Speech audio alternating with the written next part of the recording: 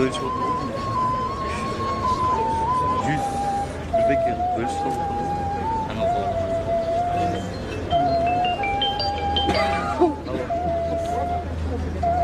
Getir.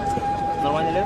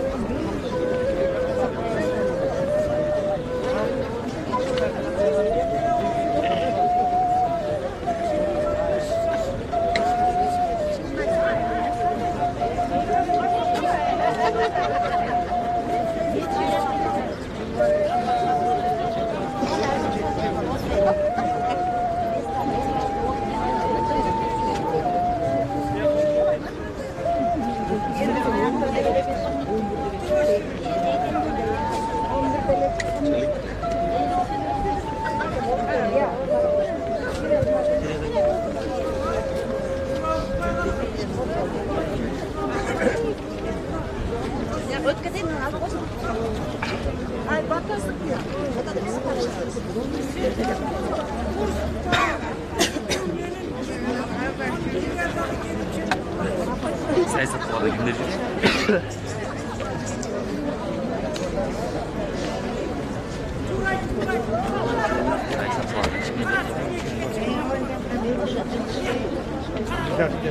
Salve o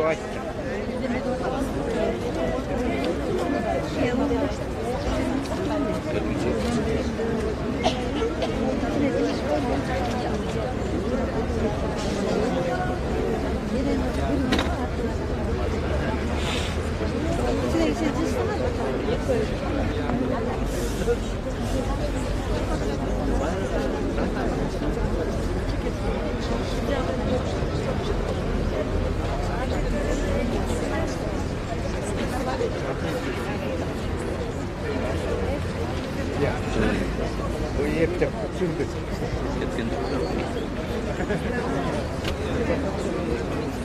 Çal koydun gitken.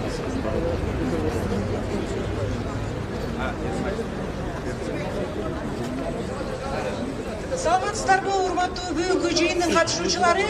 Азыр бир нече мүнөттөн кийин Алмазбек Шаршенович чыгып, тиги эстеликке барып гүл коюп кайра келип отурат. Ошондо чыгып гүл коюп баратканда сиздер ордуңуздар деле кала бериңиздер. Барып гүлдү коюп коюп эле кайра келет. Куран бул жерде окулат да, митинг бул жерде болот, аркасынан туруп барып эметпей эле коюңуздар.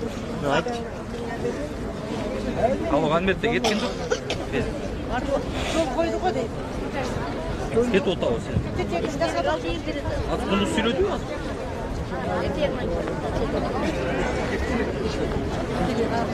Элдер кет отат. Анне мен тезинен чыгып кетем. Ну, перезагрузка наш. Да, ана кетсе иште берели. Кет отат да. Кет отат. Эми кет отат бай. Yok getsele oldu.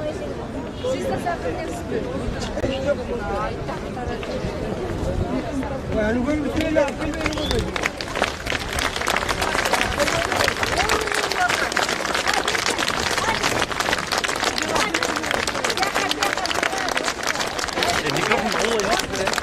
Yok ayakta koy.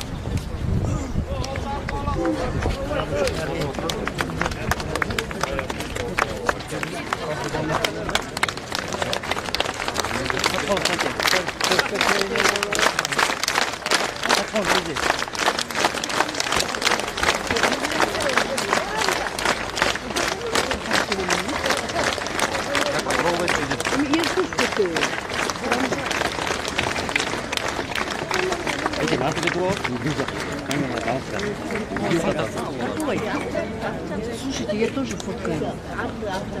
Что, мы это раз? Амерден тарсыз. Машина түшіп болады еже.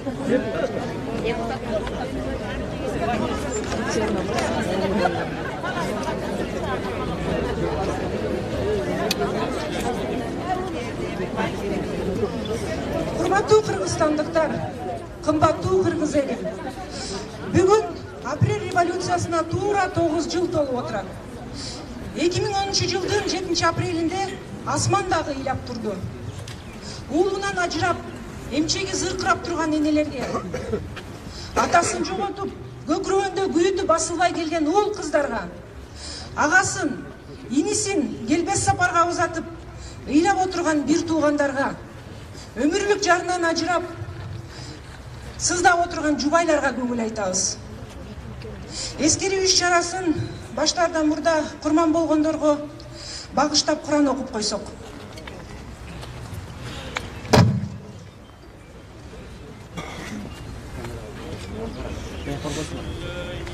الشيطان الرجيم بسم الله الرحمن الرحيم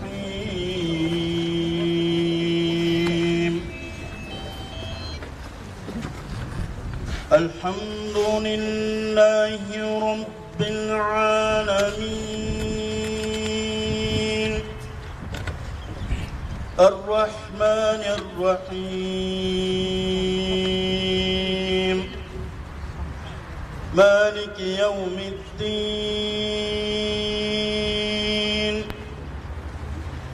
إياك نعبد وإياك نستعين اهدنا الصراط المستقيم صراط الذين أنعمت عليهم غير المغضوب عليهم ولا الضالين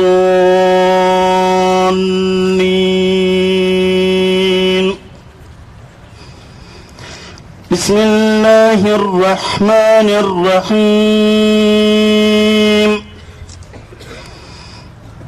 تبارك الذي بيده الملك وهو على كل شيء قدير الذي خلق الموت والحياة ليبلوكم أيكم أحسن عملا وهو العزيز الغفور الذي خلق 7 سماوات طباقا ما ترى في خلق الرحمن من تفاوت فارجع البصر هل ترى من فطور ثم ارجع البصر كرتين ينقلب إليك البصر خاسئا وهو حسير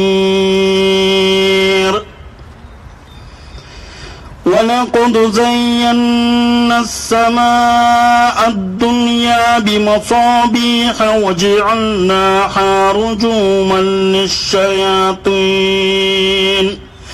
وأعتدنا لهم عذاب السعير صدق الله العظيم سبحان ربك رب العزة عما يصفون وسلام على المرسلين والحمد لله رب العالمين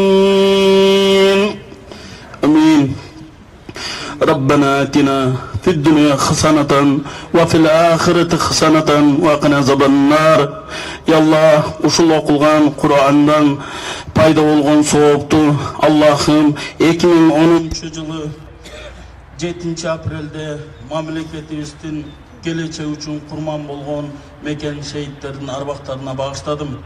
Жаткан жерлер жайлуу болуп, топурактары торко болсун, жандарын жаннаттан берип, имандарын жолдош кылсын. Жана ушул окулган кереметтүү Куран аяттардын урматына Аллахым мамлекетибизге тынччылык, элибизге бакубат жашоо берсин. Бирахматке я архамур рахим. Аллах.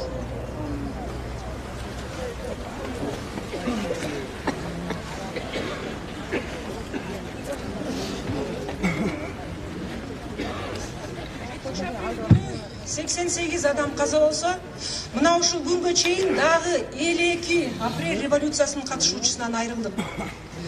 Үй бүлөлүк кландык режим менен күрөштө жеңишти бул эр азаматтар өз өмүрүн кыюу менен алып беришти. 7 апрель жөн гана аза күтүү күнү эмес.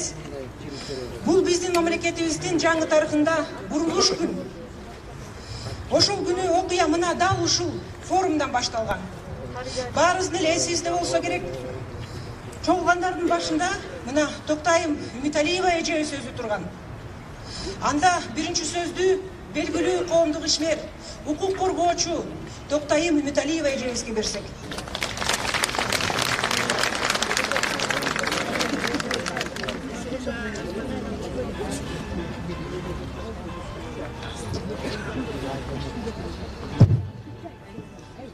Урматтуу агайын туугандар, уруксат этсеңер, мен кичинекей эскерүү кылып коеюн. 7 апрель качан башталды? 6 апрелде Таласта биринчи ок атылгандан башталды.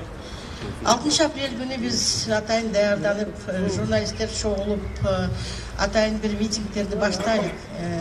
Көйгөйлүү маселени көтөрөлүк, курултайыбыз болсун деп баштаганбыз. Ошол мезгилде эртеси күнү түндө биздин бир топ инсандар Алмазбек Шашаныч баш болгон инсандарды камап алып кетти. Анан форумга чогулдук. Анан форумдун алдында биринчи жолу ок атылды. Ушул нерсе жөнүндө эч ким айтпайт. Форумдун алдына эл чогула баштады. Бу жерде овчарка менен бизди куугунтуктап, ит менен каптырып, милиция чогулду. Анан берде эмне болду? Биз берге пресс-конференцияга гана келмекпиз. Түндө кандай окуялар болду? Бийлик кандай чечимдерди кабыл алды? Кандай куугунтук башталды массалык деп. Теге каршы ошого келгенибизди куугунтуктандан кийин биз тез арада митингди өткөзүп, курултайыбызды баштап кетип каламыз да кетейик деген оюбуз бар болчу. Дедик остановкадан кичинекей трибуна кылдык да, ошол жерде жарыялай баштадык. Ошону мен кайталап кетким келет. Талас барбы бу жерде? Бар. Эсекөл барбы? Нарының барбы? Чүйүң барбы? Баккенин барбы? Жалаңбат ошуң барбы? Эл бирбизби? Бир эл, бир журтпузбу? Рахмат. Жаңы ушундай сөздөр чыккандан кийин ок атылды, газдар жарылды, гранаталар ыргытылды. Ошол кезде Ирина сүйлөп баштады эле, анан качтык. Качып артты бурулганда 5 киши жыгылды. 5 тоңолон жыгылды, ошол убакыт токтоп калды. Убакыт аба айнекте болгон биринчи жолу көрдүм. Айнектен көрүнүп аткан эл болатты. 5 киши жыгылып жатты, ошол жерде бир жаш бала көгүш спортивный костюм кийген турганга аракет кылып атты. Тура албады. Тура албай жүрөгүнүн астындагы кан агып, көгүш футболкасы, спортивный костюму кызылганга боелду. Биз кете албай калдык. Биз кайрылдык. Биз шуркадык. Ошол кезде керек болсо ушу скорый помощь өткөзбөй аткан мезгил эле. Бирок эл күчү бар экен, эл чогулду, эл өзү чогулду. Аны же оппозиция же бийлик чогулткан жок. Эл ошого чыдабай чогулуп келди дагы, ак үйдү көздөй кетти. Эмне үчүн кетти? Ошо үй бүлөлүк башкаруу болбосун.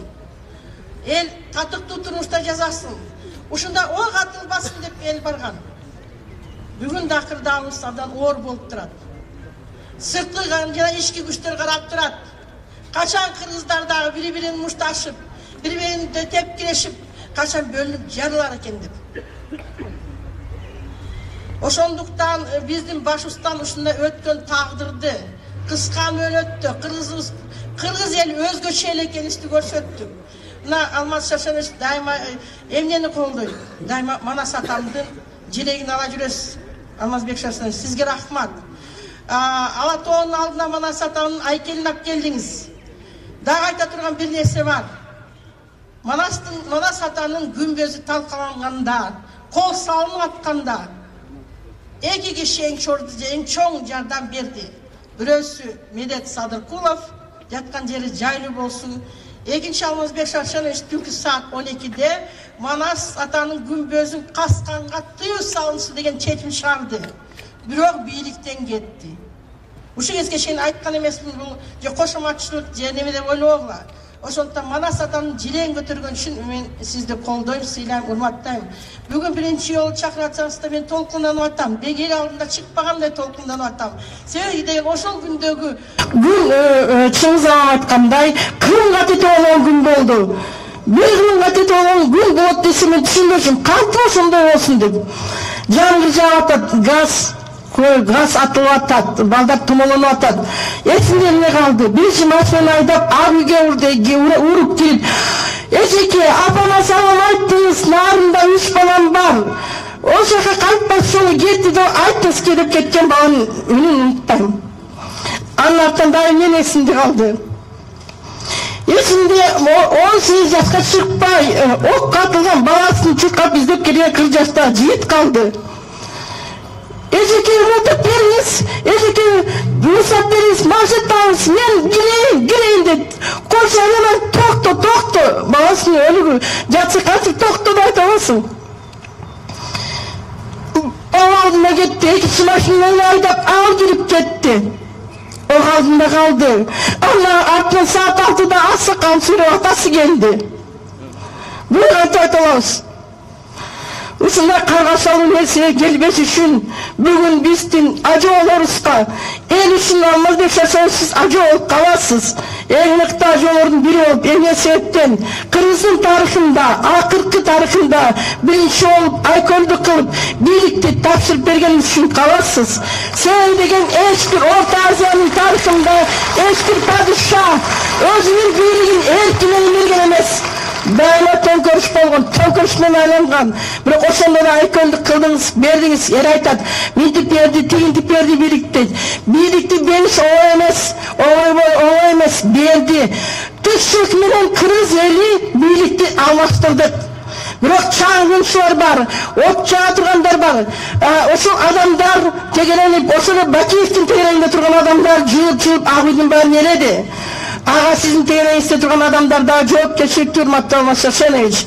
Баягы чүйөлөрдө жыып отуруп, жаныңызга кирди, партияңызга кирди, парламентке чейин киришти.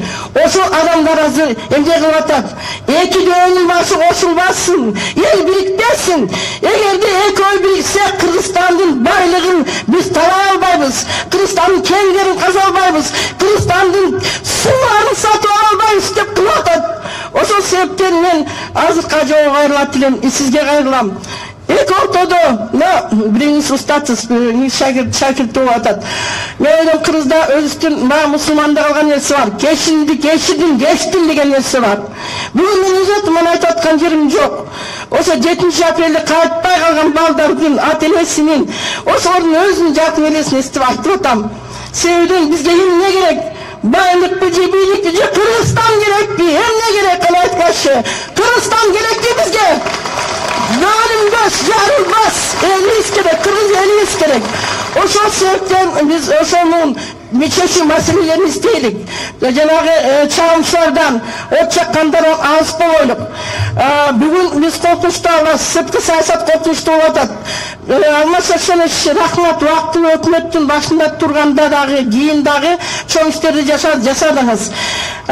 Бирок мына криздин өзгөчөлгөнү эле кыска 15 күнүн ичинде Алатоо аянты тазаланды. Майдан Украинада 6 ай жүрдү, өзүңөр билесиңер.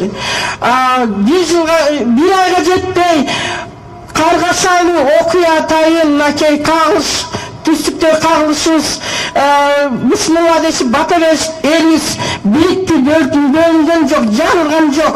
Анткени 7 апрелдин артында июнда кеткен, шейит болуп кеткен арбактарда турат. Арбактарды сыйлайлык, элибизди сактайлык, мына сатандын желегин көтөрөйлүк, Бакай менен Арастай болуп баш кошойлук. Мен бүгүн аны эмне токтото алат? Только эл гана токтоп атат. Элдин батасын берелик. Элибиз жарылбай, бир эл, бир журт болсун. Ошондо гана 7 апрелдин балдарынын каалаганды урматы кабыл болот. Дагы бир нерсе айткым келет. Бүгүн арабызда эң бир чоң адамдар жок болуп атат. 7 апрелди баштагандар, 7 апрелдин алдында жүргөндөр орден сураган жок, үй сураган жок, биз сураган жокпуз. Биз эч нерсе сураган жокпуз. Азыр арабызда мен бүгүн айтып кетким келет. Ошо массалык маалыматтын сөз эркиндигин түптөгөн Бабыржан акебиз жок, тилекке каршы. Ушул жерде мен күндү көргүм келет эртең. Ушул жерде Алмаз Шаршенович Бозилди көргүм келет. Мына жерде Бозил сиз тийип бериңиз эле. Аксакалдардын тоон баштап Бакыйган Нарбеков аксакал, канча аксакалдар чогулуп алыптыр. Ушул жерде бүт саясатчылардын башын кошкон, башын бириктирген, баарыбыз бириккенбиз. Ошону аксакалдар бүгүн ой пикирин айтыш керек, өз сунуштарын бериш керек. Үчүнчүдөн айтып кетейин, мына коррупция жол бербейбиз деди келек. Бүгүн эң коркунучтуу нерсе болду. Конституциялык төңкөрүш болду мамлекетте. Ал кандайча төңкөрүш болду? Ал жөнүндө эч ким айтпайт. Себеби деген биздин конституциябыз бүгүн эл аралык укуктан төмөн түшүп калды. Биздин прокурорлор бир топ укуктарынан айрылды. Биздин МВД менен сот системасы талкаланды. Бүгүн ал кимге керек? Ошо диверсия башталды. Диверсия жана коррупция дегенде алынды. Ошол нерсени кайта ордуна алып келип мамлекетти коюш үчүн менин сунушум.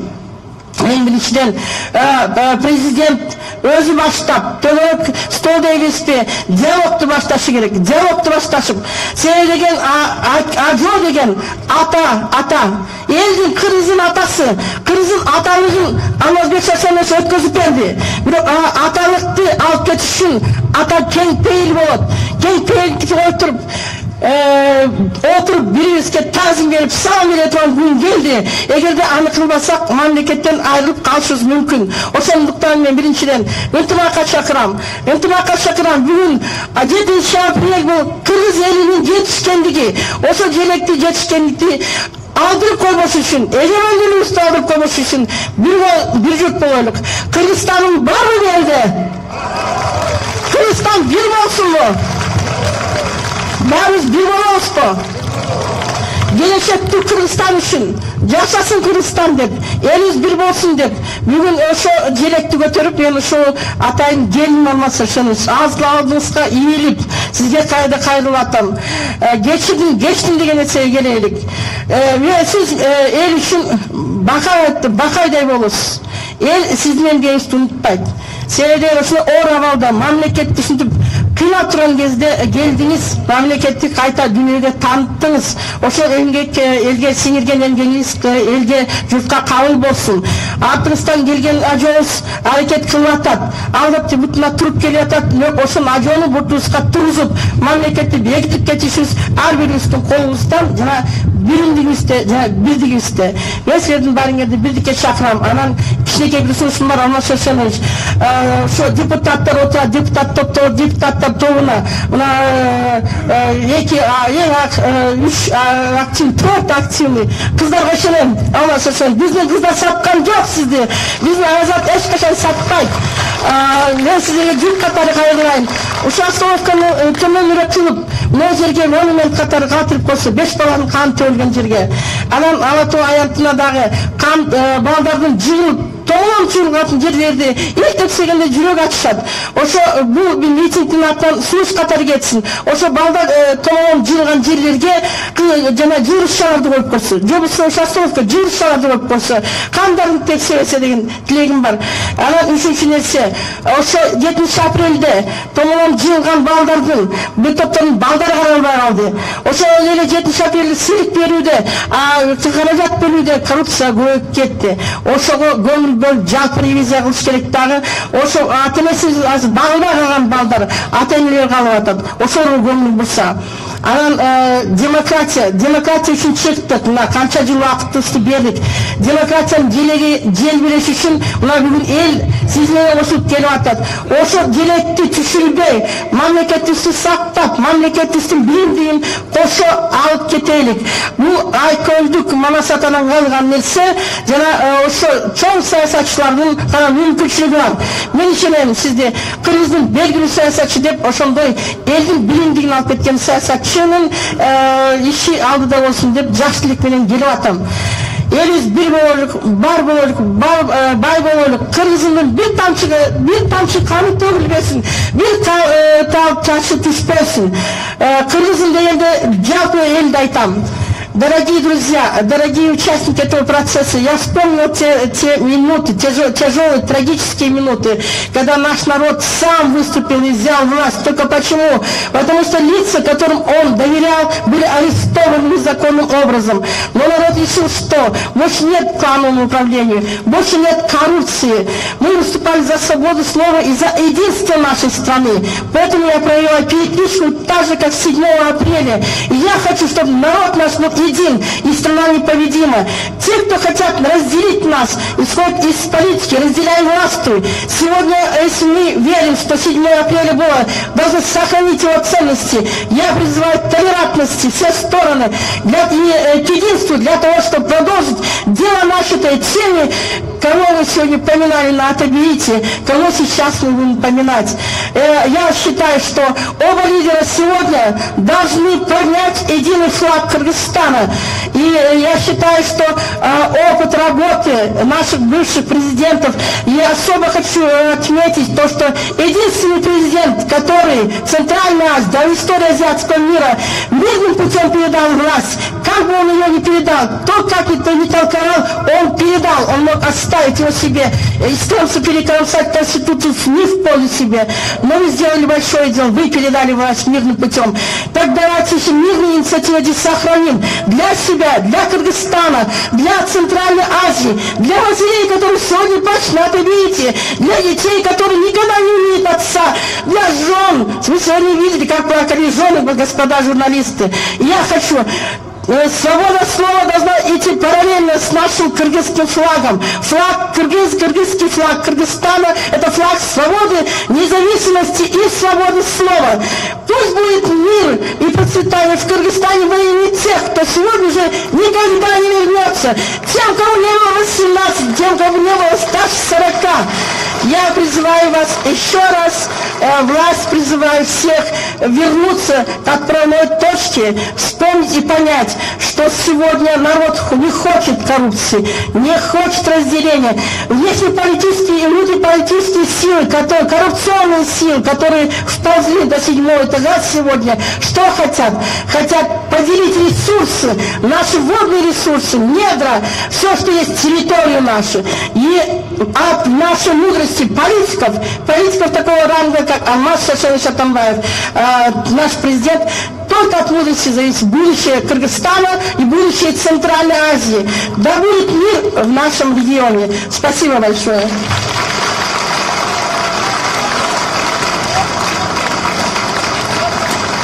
Дагы бир жолу калыс сөз менен тайбаган Токтай Межеге кол чабуулар болсун.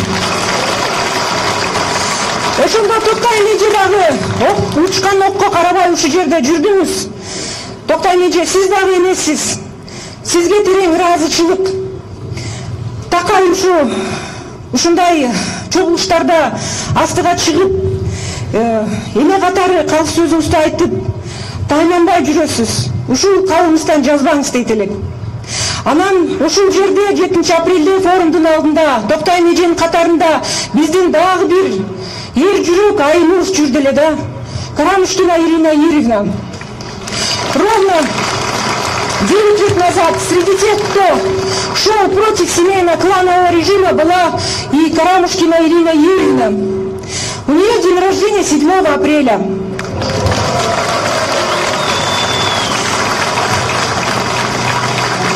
Уруксат берсеңиздер, сөз берердин алдында туулган күнү менен бир куттуктап коелучу. Ирина Юрьевна, с днем рождения вас! Храбрый вы наш человек!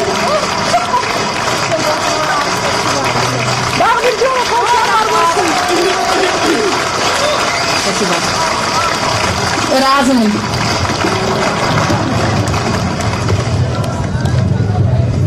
Саламатсыздарбы, урматтуу мекендештер.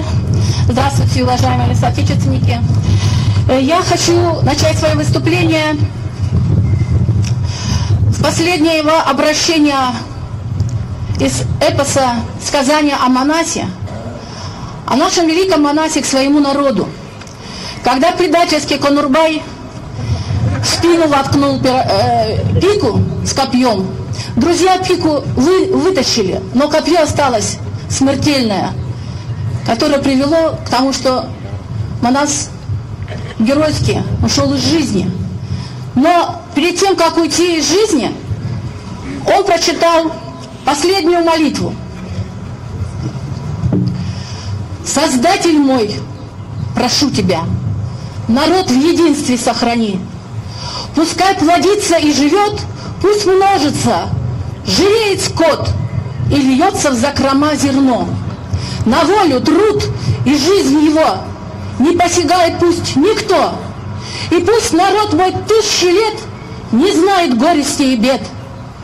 Дай честь и мудрость старикам, добро и ласку матерям, отвагу, совесть сыновьям, благоразумие дочерям. Народ, чтоб в мире вольно жил, отдали кровь свою жизнь, кыргызов верные сыны. Аминь. После 2010 года я этот отрывок из поэмы Мара Баджиева «Сказание о Манасе» читаю ежегодно. И я буду повторять это постоянно к вам, обращаться. Мы все себя называем сыновьями и дочерями Манаса, страной великого Манаса. Так почему же мы не можем найти и выполнить последнюю просьбу? Нашу маленькую страну консолидировать. Сделать все, чтобы мы не вредили друг друга, не ненавидели друг друга, не разъединяли друг друга, а объединили. Поэтому сегодня, когда уже сказали о том, что, к сожалению, возвращаются очень многие приемчики, которые были при бакиевской власти, против которого шли наши товарищи и, к сожалению, трагически погибли, мы сегодня решили перед вами зачитать проект резолюции митинга памяти героев, погибших 7 апреля 2010 года. Мы, граждане Кыргызстана, участники митинга, посвященного 9-й годовщине Апрельской народной революции, чтя память героев, отдавших жизнь за свободу народа, подтверждая приверженность Конституции Кыргызской Республики к целям построения свободного и независимого демократического Кыргызстана, высшими ценностями которого являются человек, его жизнь, здоровье, права и свободы, выражая непоколебимую волю укреплять единство народа Кыргызстана и веру в будущее страны, стремясь утвердить верховенство права, а также обеспечить социальную справедливость, экономическое благосостояние и духовное развитие народа, принимая настоящую резолюцию. Мы считаем, что достижения Апрельской народной революции находятся под угрозой. Под прикрытием ничем не подкрепленных обещаний о недопущении семейно-кланового режима в Кыргызстане, по сути, идет реставрация этого уродливого наследия двух первых сбежавших президентов Кыргызстана. По сути, возвращается атмосфера бакиевского режима, с тем лишь отличием, что при Бакиеве запугали политическую элиту убийствами Усена Кудайбергенова, Баймана Эркинбаева, Руслана Шабатоева, Радбека Санатбаева, Медета Садыркулова, Сергея Слепченко, Геннадия Павлюка, зверская расправа над Цыргаком Гульсаром Абдуллаевым. То, что сегодняшние власти добиваются атмосферу страха и предательства с помощью арестов и политических преследований. Мы требуем уважать идеи апрельской народной революции не на словах, а на деле. По истечении 1,5 лет президентства Джейнбекова Сооронбай Шариповича все больше людей убеждаются в неискренности его заявлений о беспощадной борьбе с коррупцией. Вместо системной работы по искоренению этого зла идет примитивное уничтожение политических оппонентов и сторонников. А те люди, чьи коррумпированность не вызывает сомнений ни у кого, оказались не только под защитой властей, но и участвуют в официальных мероприятиях в качестве почетных гостей. При этом власти боятся международного аудита по ТЭЦ, не дают слова специалистам и делают все, чтобы народ не узнал правду ТЭЦ и по другим надуманным уголовным делам. Мы требуем международного аудита и открытых судов. Неуклюжее действие властей, в том числе незаконное политическое и административное давление на отдельные политические и общественные объединения, вносят раскол в общество, в результате чего все отчетливо проявляются угрозы единства народа Кыргызстана. Президент сегодня не выполняет свою главную конституционную обязанность по олицетворению единства народа и государственной власти, что надо подтверждать не только словами, но и делами. К сожалению, власти даже не понимают, что именно их действия порождают тревожные тенденции, угрожающие безопасности граждан и страны. Мы требуем исполнения Конституции. Вместо трудной созидательной работы по социально-экономическому развитию Кыргызстана в государственных органах насаждается атмосфера предательства и интриг. Непродуманные действия силовых властей приводят также к параличу государственных органов. Никто из чиновников сегодня не хочет принимать решения. Мы требуем от властей созидательной работы. Мы обращаемся к сотрудникам органов внутренних дел и национальной безопасности с призывом всегда помнить о том, что вы присягали на верность народу Кыргызстана. В последние месяцы мы стали свидетелями нарушения законов и конституции страны, прав и свобод граждан со стороны правоохранительных органов и всей государственной системы. Общественным активистам создают препятствия, устраивают слежку и организовывают провокации. Угрожают увольнениями, оказывают давление на членов семей. На отдельных активистов уже возбудили уголовные дела по надуманным обстоятельствам. Уважаемые офицеры, не позволяйте использовать себя в качестве оружия против собственного народа. Не забывайте, что за все преступные приказы и действия рано или поздно придется вам всем отвечать. Участники нашего митинга были в первых рядах агитаторов за победу Джейнбекова Сооронбая Шариповича на президентских выборах 2017 года и крайне не заинтересованы в противостоянии с ним. Однако, неоднократное проявленное Джейнбековым Сооронбай Шариповичем игнорирование предложений о конструктивном диалоге может привести к точке невозврата. Мы надеемся на то, что президент Джейнбеков найдет в себе силы признать допущенные ошибки и незамедлительно исправит свои ошибки. В противном случае он рискует остаться в истории Кыргызстана президентом, который вернул свою страну назад в темное прошлое семейно-кладовых режимов. И через 2 месяца мы вновь соберемся на митинг в случае отсутствия реальных результатов и организуем более масштабные мероприятия. Повторяю, мы заинтересованы в мире и стабильности в нашем родном Кыргызстане. Поэтому мы будем бороться за права граждан, за свободу и справедливость и исключительно мирными, законными средствами.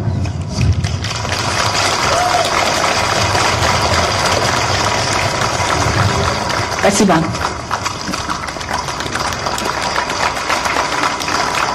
Спасибо, Ирина Юрьевна. Чоң рахмат Ирина Юрьевнага дагы бир жолу кол чаап койсоңуздар. Ушундай принципиалдуу, таймандаган ушундай айымдарыбыз көп болсо, жогорку кеңеште ушундай депутаттарыбыз көп болсо, баатыр баатырды көзүнөн тааныйт, чечен чеченди сөзүнөн тааныйт дейт. Мен чечен болбосом дагы Рыскелди Мамбеков агабызды жакшы тааныйм да. Кечээ эле КСДП партиясынын төрагасынын орун басары болуп жаңы шайланды. Сатылгандардын эмес, атылгандардын катарына келип кошулду. Сиздердин дүркүрөгөн кол чабыңыздар менен трибунага Жогорку Кеңештин депутаты Момбеков Рыскелди Чырбековичти чакырам.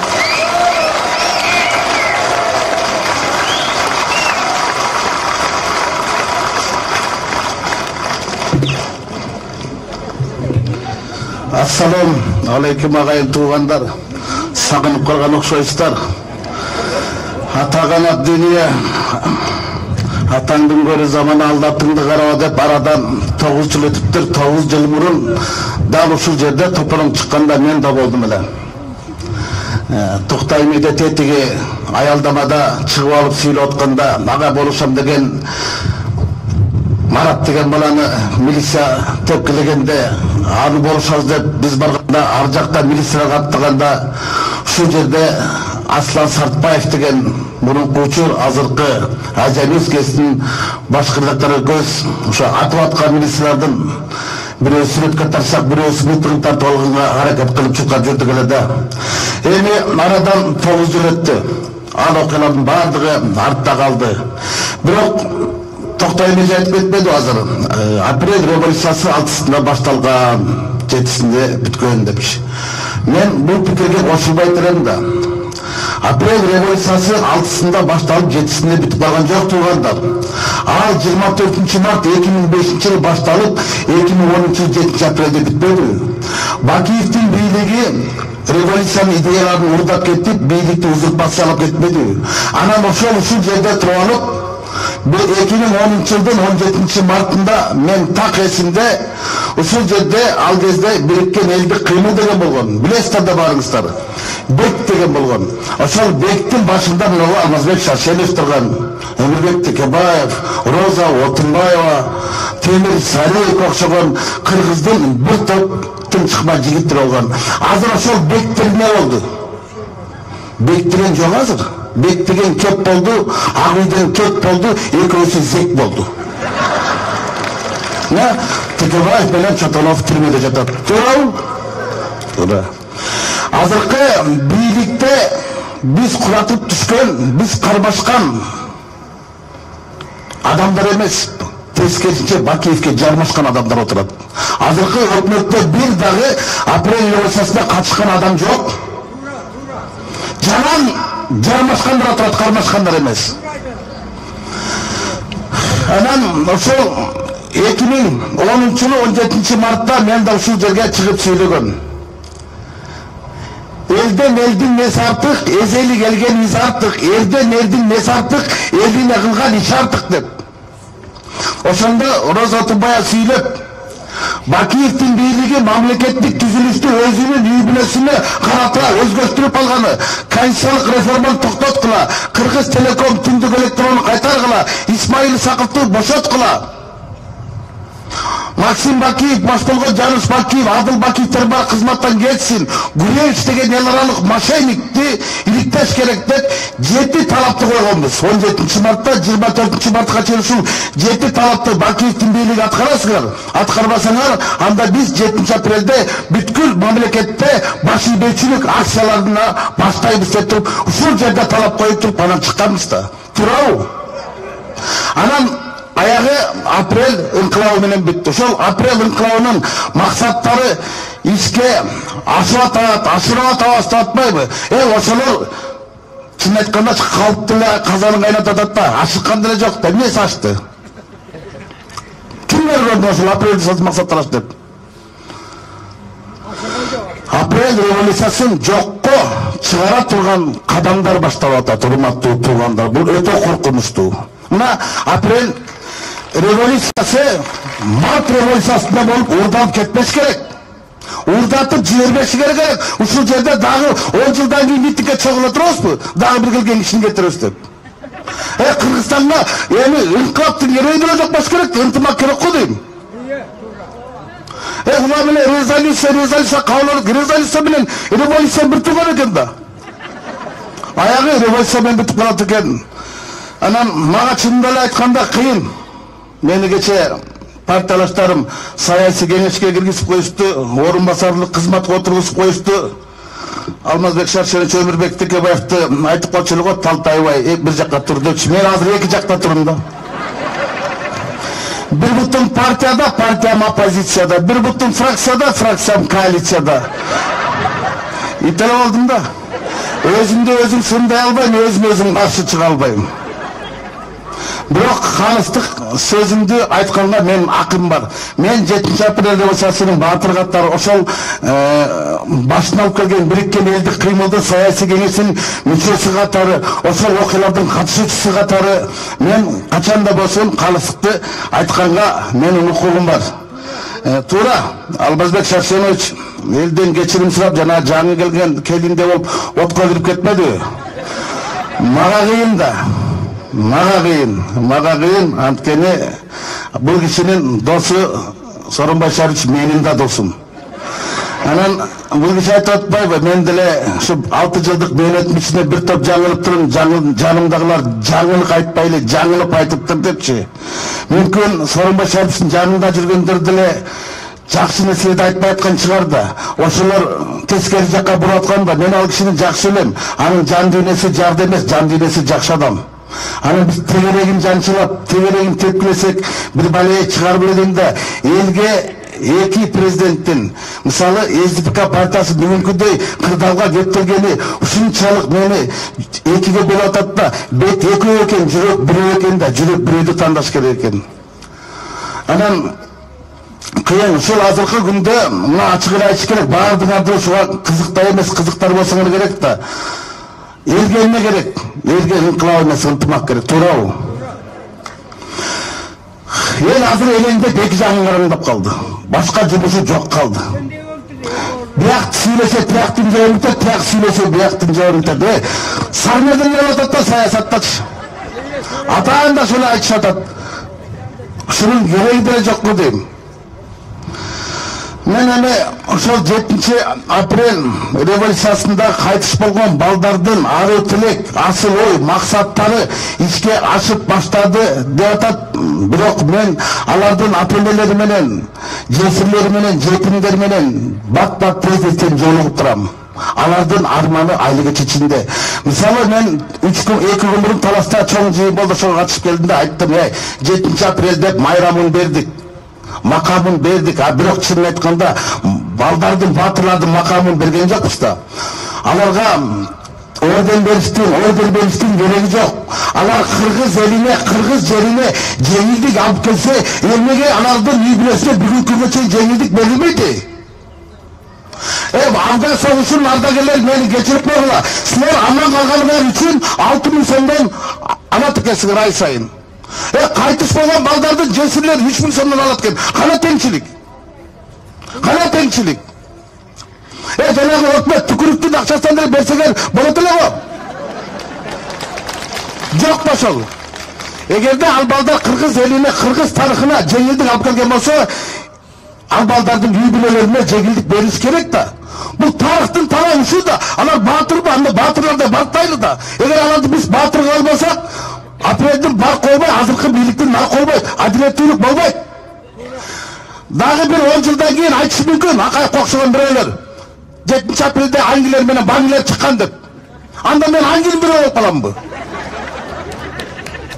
Абайлап сүйлөштү. Ошон үчүн 7 апрелдин тарыхын так сакташыбыз керек, талаптарын так аткарыш керек. Ошондо болот. Ийгилик деген. Азыр бизде ийгилик болбой, итчилик болуп атпайбы? Атамтай Акбаров деген акын агабыздын жогорку институт улуттук идеалоо деген ыры бар да. Ошондо бир сап бар. Кыргыздар бирин бири сатпаш керек. Мекеден мекен бийик сакташ керек. Халк үчүн күйгөн чыган жигиттерин касымдай кыйнап туруп атпаш керек. Bir kırgız özünü eki bölbeş gerek, kırgızlar bölüngönden ölbeş gerek, kırgızdı kırgız gana saklap kalat, ar kırgız ata jurttu jölöş gerek deydi. Mına ideologiya. Al bizde sayasatta satkınçılık, koğumda koşamatçılık. Üçüncü otursak mamleket öldürüyoruz. Men 2010 жылы ушул жерде сүйлөгөндө элди ачыгын айтайын, инкылапка чакыргам. Бүгүн мен баардыгыңыздарды ынтымакка чакырам. Инкылап биздин аң сезимибизде болсун. Биздин бийлик башындагылардын аң сезимде жүрөгүндө болсун, жүрөгүнүн тазалыгында болсун. Кыргызстанда экинчи ыңкылап болсо, ал жакшылыктын ыңкылабы болсун. Баардыгыңыздарга ийгилик каалайм. Рахмат.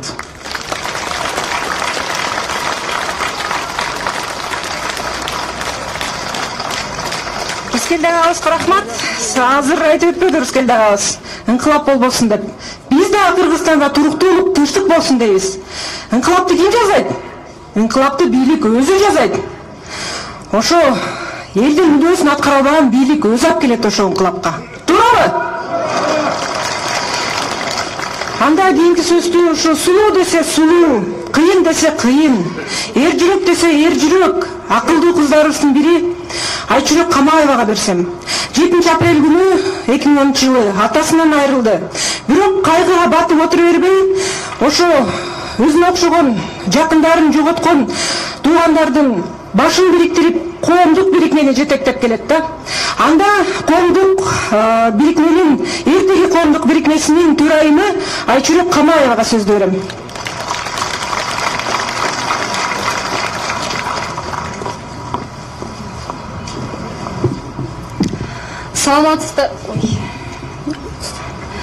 Саламатсыздарбы, урматтуу кыргыз элин, урматтуу бүгүнкү эскерүү митингинин катышуучулары. Биринчиден, жалпыңыздарды ушул мамлекеттин жаркын келечеги үчүн курман болгон эр азамат баатырларды эскерип келип берип атканыңыздарга өзүмдүн атыман жана ушу курман болгондордун үй бүлөлөрүнүн атынан терең ыраазычылыгымды билдирем.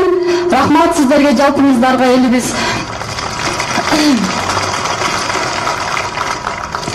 Экинчиден, бул күн чындыгында курман болгондордун үй бүлөлөрү үчүн өтө орду толгус, азаптуу, кайгылуу күндөрдүн бири болуп кала бермекчи.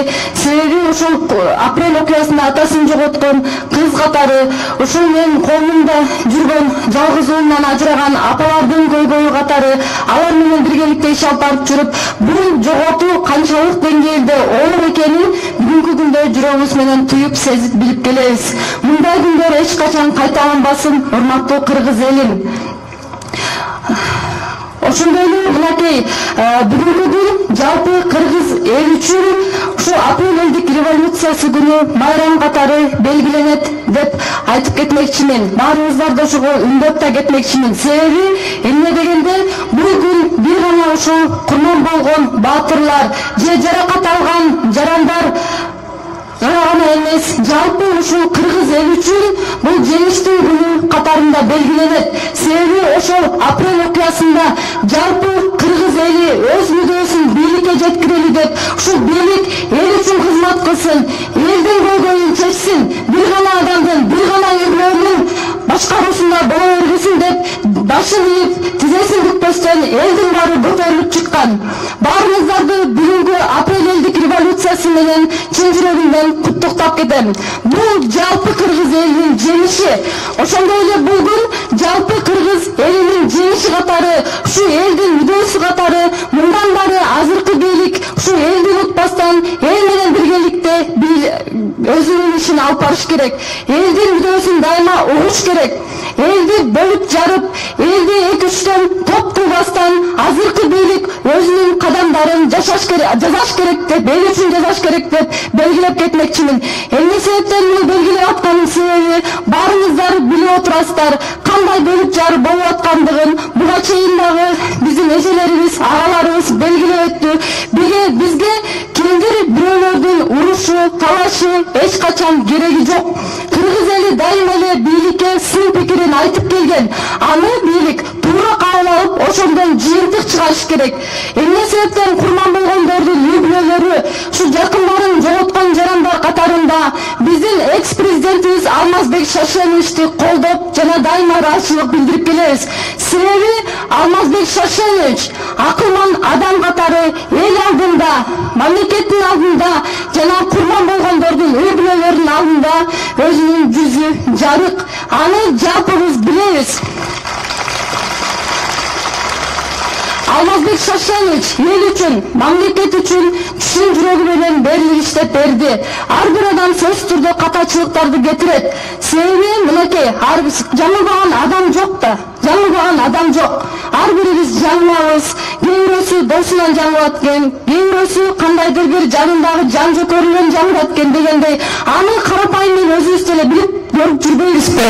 Ошондуктан биздин биринчи кезекте ушул Алмазбек Шашеновичке сыймак көргөзгөнүбүздүн себеби бир 3-4 себебин баса белгилеп айтып кетейин. Биринчиден, Алмазбек Шашенович президент болуп келген күндөн тартып эле бир дагы тууганын, жакындарын бийликке жоготкон жок. Биз ошол себептен биринчиден Алмазбек Шашеновичке ыраазычылыгыбызды билдирип дайыма эле айтып келчүбүз.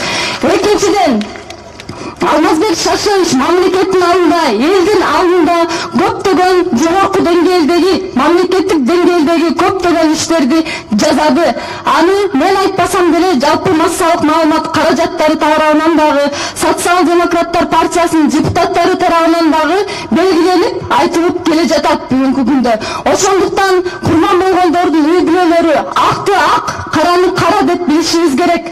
Биз эч качан коркпойбуз кимдир бирөөнүн коркутуусунан.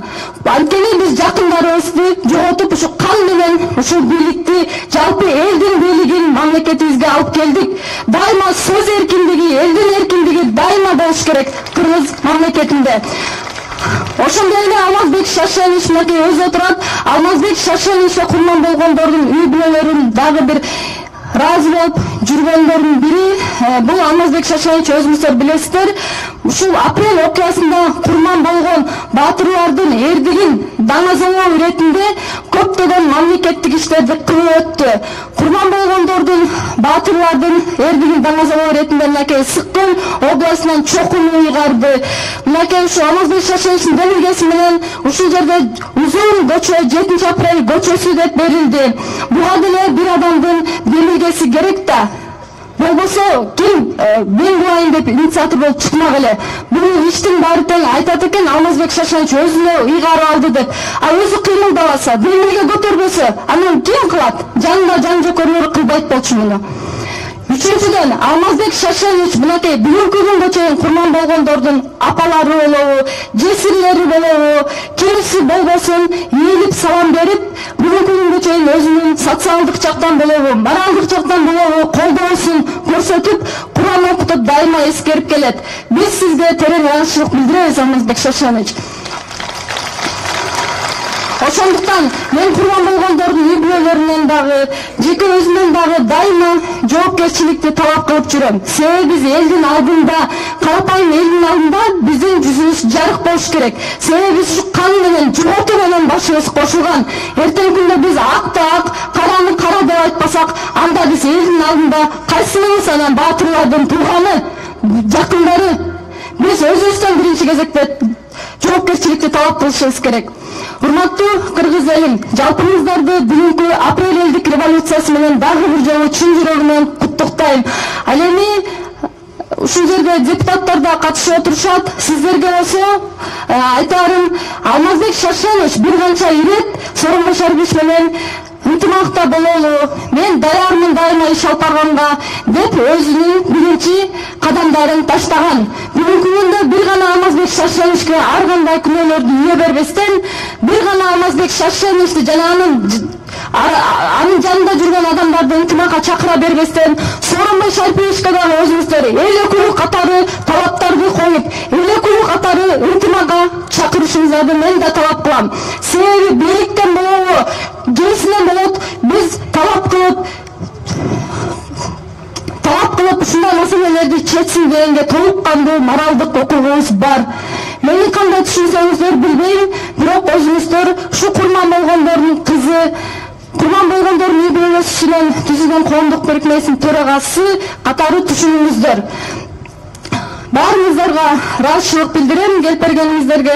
Бүгүн чындыгында биз сүйлөп эле ушинтип иш-чараларга катышуу күндөрүндө эле эмес, негизи эле биз үчүн өтө оор күн, жогоруда белгилеп өттүм.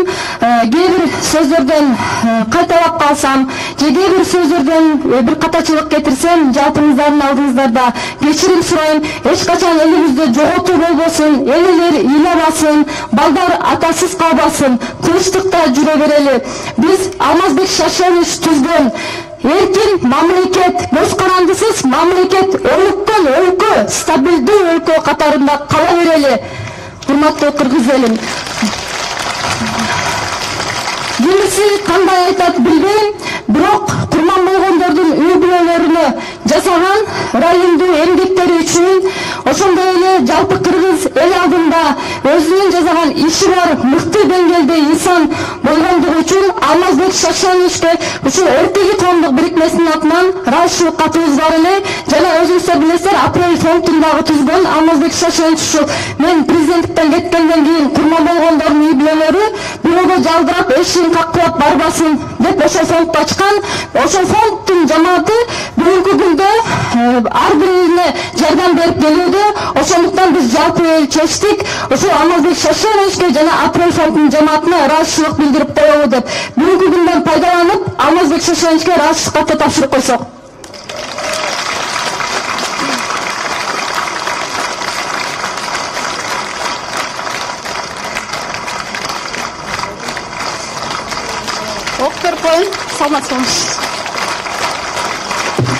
Урматтуу Алмазбек Шашенович, сиздин мамлекеттин жаркын келечеги үчүн жанын берген апрель баатырлары эңсеген адилеттүү, күчтүү, эркин жана өнүккөн Кыргызстанды курууда кошкон салымдарыңыз жогору деп эсептейбиз.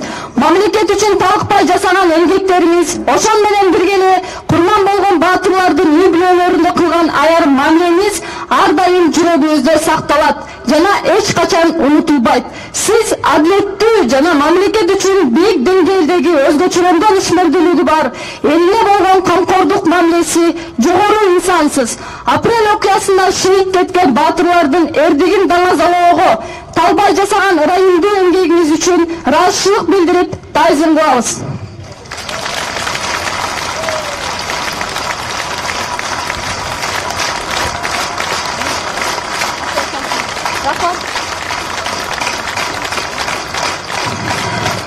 Ал эми жогоруда белгилегендей, апрель фондунун жамаатына дагы ыраазычылык кат тапшырып койсом, сиздерге урматтуу апрель фондунун жамааты, сиздерге апрель окуясында мамлекеттин жаркын келечеги үчүн курман болгон баатырлардын үй бүлөлөрүнө колдоо көрсөтүүдө болгон камкордук мамилеңиздер үчүн терең ыраазычылык билдиребиз. Дайыма албан ийгиликтерге жетишип, бекем ден соолукта болушуңуздарга тилектешпиз.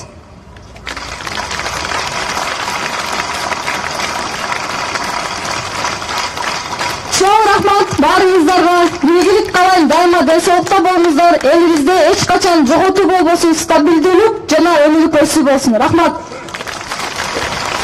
Рахмат Айчүрөк. Азыр Айчүрөк айтпадым, ушу баардыгыбыз баягы жоопкерчиликти сезсектепчи. Ошон үчүн биз айтып атабыз да, парламент жоопкерчиликтүү болуш керек, өкмөт жоопкерчиликтүү болуш керек, бийлик жоопкерчиликтүү болуш керек. Ошондуктан биз КСДП партиясы азыр мындай урандын астында иш алып барабыз да.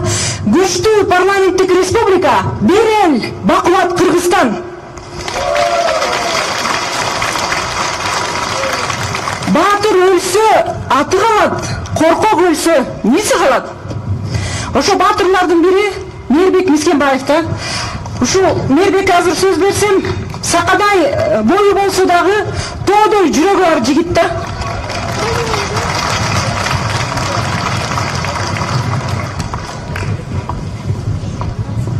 Урматтуу туугандар, урматтуу Алмаз Шашенович, мына бүгүн апрель элдик революциясынын 9 жылдыгын белгилеп отурабыз.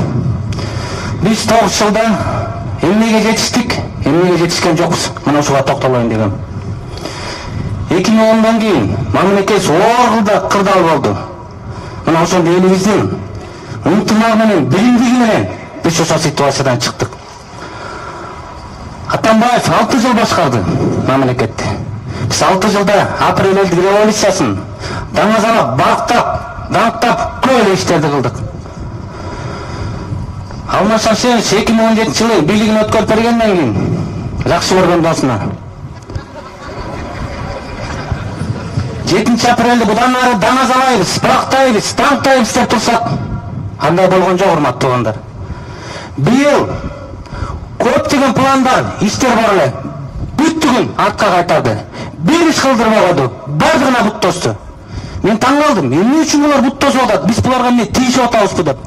Көрсө, апрель элдик революциясы үй бүлөлүк, кландык, криминалдык режимге каршы чыккан экен. Мына ошо сөз Алмаз Шаршеновдун досуна жакпай калыптыр. Урматтуу туугандар, 17 мартта Аксы окуясын эскергенде ошодон бир-эки сөз айттым элем. Азыркы бийлик, үй бүлөлүк, кландык, криминалдык режим орноп калды.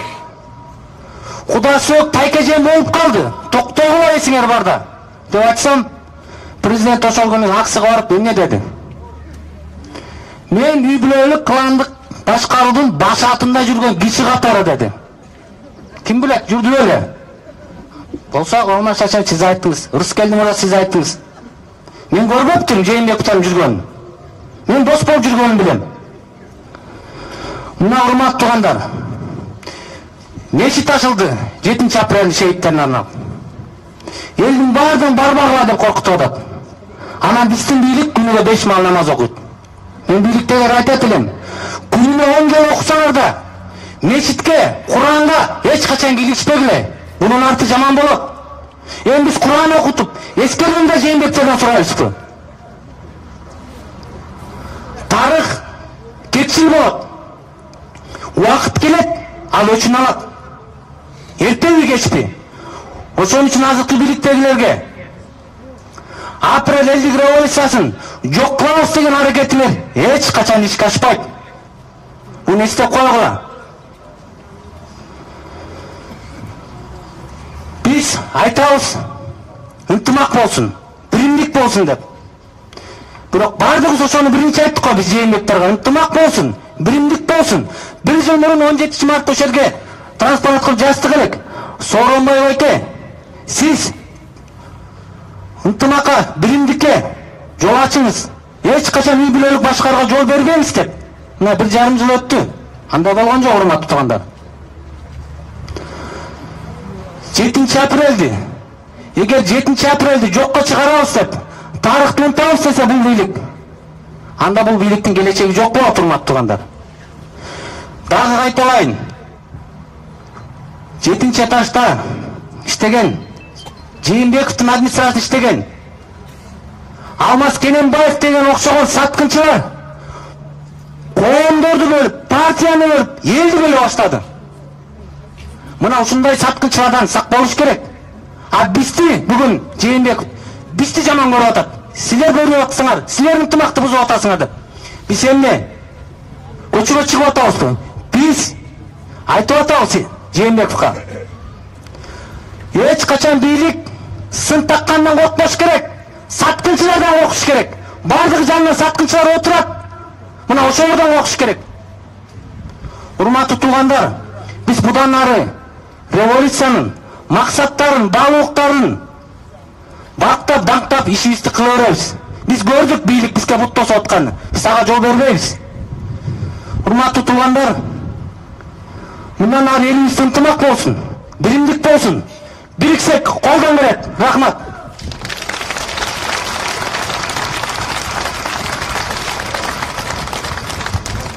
Мээрбекке чоң рахмат. Чындыгында эле Кыргызстанда үй бүлөлүк, кландык башкарууга жол берилбеш керек. Чынбы? Нет семейного кланового управления в Кыргызстане. Ошо апрель революциясынын дагы бир катышуучусу Касымбеков Нурбек агабыз да 8 апрель күнү Жалбат шаарында болгон митингде биринчилерден болуп трибунага чыгып сөзүн сүйлөгөн. Андан Нурбек агабызды сөз сүйлөөгө чакырып койсом.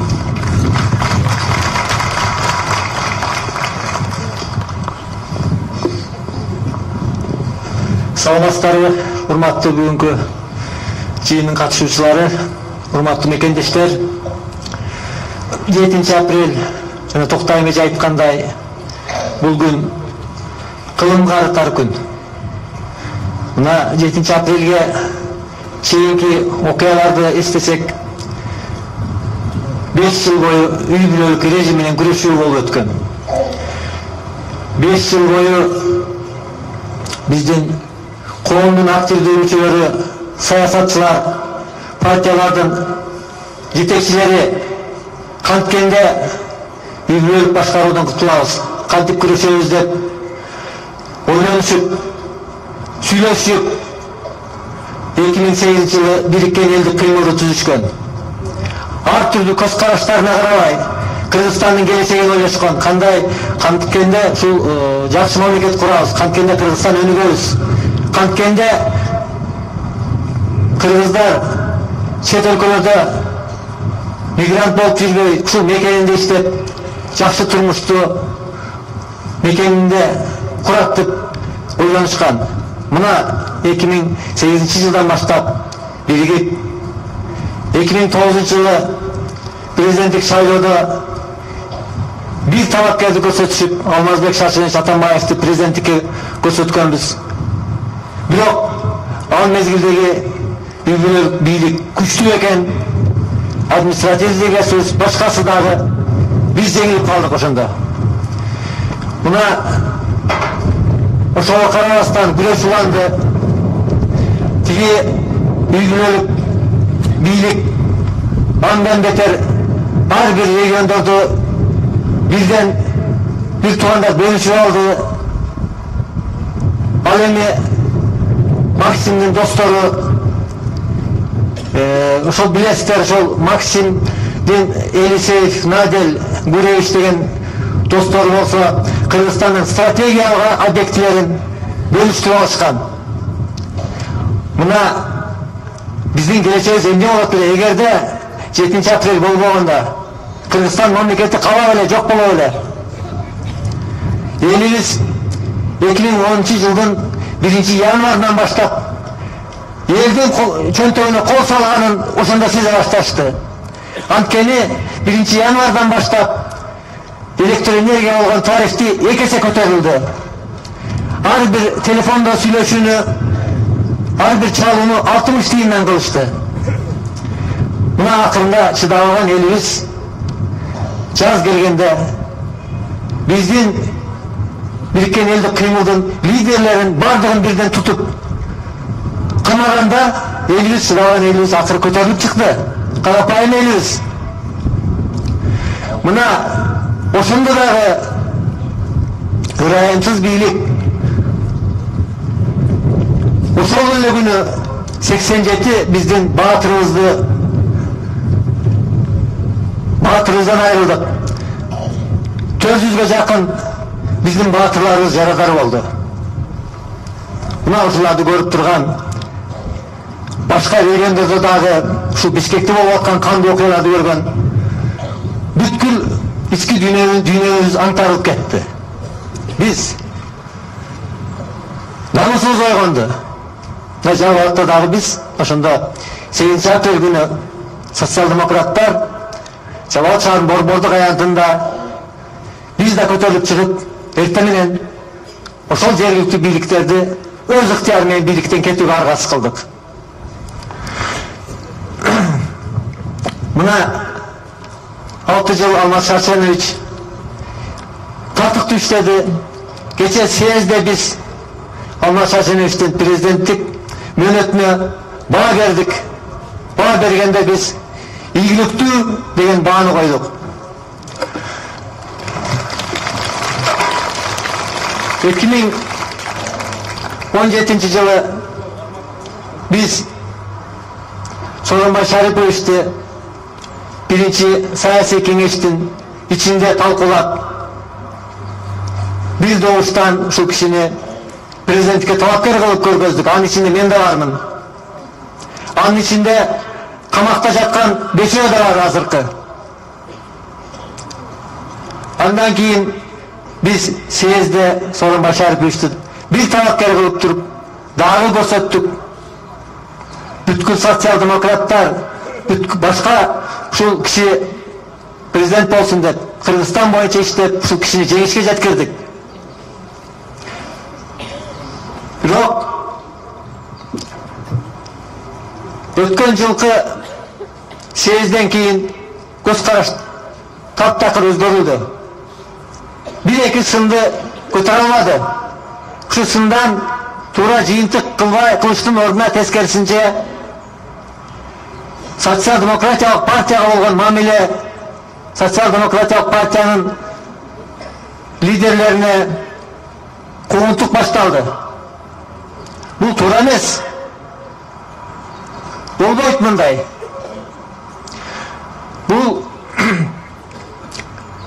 мисалы үчүн өткөн жумада мен Жалал-Абадка бардым. 4 күн жүрдүм.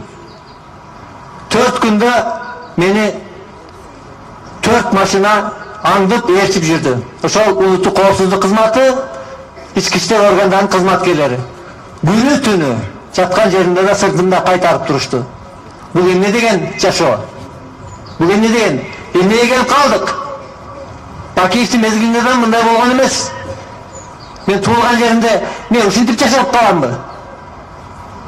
Ушинтип мени кайтарып калабы? Биздин партиянын конференциясына биздин делегаттарды келтирбей, биздин ушул тынч съезге делегаттарды шайлайлы деген биздин күнүмдүк эле иш-чарабыздан ушунчалык эмнеге коркуу болуп атат? Бул эмне деген? Биз мындайды көргөн эмеспиз. Башка партиялар кеңири өздөрүнүн конференцияларын, съездерин жүрөкөй гана өткөрүп келген. Эч ким аларга тоскоолдук берчү эмес. Кандайдыр бир коркуу сезим болуп атат. Бул эмне деген? Бул укук коргоо органдары менен элдин ортосун ажыратуу болуп атат. Мындай болбош керек. Укук коргоо органдары бул эл ишенген, элдин укугун коргогон орган кызматкерлер. А тескерисинче Жалал-Абадта ошол УМУДунун жетекчиси менен улуттук коопсуздук кызматынын жетекчиси бизди экиге бөлүп, тескерисинче менин туугандарымды мага каршы көкүтүп, аларга жалган маалыматтарды берип, ушундай окуялар жүз алды. Ошондуктан урматтуу бүгүнкү жыйындын катышуучулары, АПЛ окуясынын баатырлары, мен айтат элем, могул окуялардан бийлик жыйынтык чыгарышы керек. Мындай болбойт. Ар ким өзүнүн милдетин так аткарыш керек. Укук коргоо органдары өзүнүн милдетин аткарыш керек. Саясий партиянын ишине кийлигишпеш керек. Саясий партия бул мыйзам менен тыюу салынган. Ар кимдин жыйналууга, сүйлөгөнгө конституциялык укугу бар. Конституциялык укуктан эч ким ажырата албайт. Мына биздин лидерибиз Алмазбек Шаршеновичке карата мыйзам кабыл алышты. Эми президент кол койсо ал күчүнө кирет. Мына экс-президент партиянын иш-чарасына катышпаш керек экен ал мыйзам боюнча. Экс-президент партиянын жетекчи органында болбош керек экен. Бул эмне деген? Мына ушунун баардыгы Конституцияга ылайык келбеген. Конституцияны бузуу менен, көздү жумуу менен парламенттин депутаттары дагы өздөрүнүн чечкинсиздигин көрсөтүп атат. Ошондуктан мен айтар элем биздин депутаттарыбызга дагы сиздер эрктүү болуңуздар. Бираз эл бизди шайлады десеңер, элдин үнүн угуп, элдин талабын аткарыңыздар.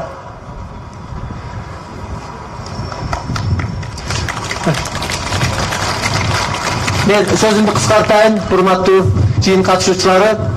Негизинен мына биз ойлойбуз ушундай талаптардан, резолюциялардан чынында жыйынтык болуш керек.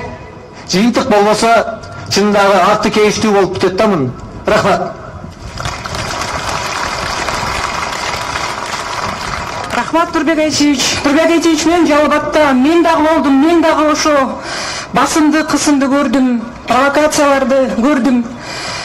И что я хотела бы сказать? Я гражданин свободной страны. Мы единый народ, одна страна. И мы не должны допустить, чтобы страну раскололи, чтобы нас раскололи, чтобы народ раскололи. Мы должны сегодня отстаивать свои права. Мы не должны молчать. Согласны? Рахмат. Анда кейинки сөз ушу апрель революциясына активдүү катышып, апрель революциясынан кийин ушу Бакыйган Баткен областын башкарып турган жогорку кеңештин азыркы депутаты Орозова Карамат Бабашевнага берсем.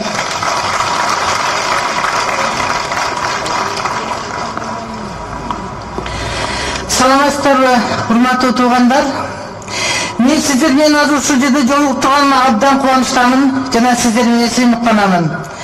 Ушул апрель революциянын тарыхы жөнүндө менин коллегаларым айтып кетишти. Бул апрель революциясы жөндөн жөн чыккан эмес. Апрель революциясы элдин наразычылыгынан чыккан бийлик болгон. Апрель революциясына чейин элдин баары өзү курултайларга өзүнүн эсебинен келе баштаган. Маселен, мен ал убакта депутат эмесмин, Баткен облусунда Баткен жергесинде турганбыз. Баткен жергесине канча курултай болсо өзүбүздүн эсебибизден келчү элек. Себеби дегенде ошол мурдагы бийликтен, Бакиевдин бийлигинин үйрөнүк башкаруусуна каршы келип турганбыз. Ошондо бүгүнкү күндө эскерүүгө келгенде мен бул майрам катары эсептей албаймын. Бир чети мыйзамдуу майрам дегени бул чындыгында келгенде адилеттүүлүктүн орногону. Чындыгында үйлөр башкарууну кулатканы. Ал эми ушул жерде биз менен кошо, ушул жерде аралашып жүргөн, биздин жаныбызда чуркап жүргөн балдарын жоготкону мен үчүн өтө кейиштүү, мен үчүн эскерүү күнү катары гана элестетет. Айрыкча ушул форумдун жанына келгенде эстей албай койбойсуң ал балдарды. Ошондуктан урматтуу ушул бүгүнкү жыйынга келген адамдардын бардыгы буга кайдыгер карабастан келген. Албетте 6-7 апрелде мен бул жерде болгон жокмун. Мен аял заты болсом дагы Алмаз Шаршенович мени ишенип Баткен облусуна жиберген. Баткен облусу билесиз областтардын ичинен эң оор тармак. Эки мамлекет менен чектешет. Жана эки мамлекет менен мамилеси өз деңгээлинде эмес болчу ал убакта.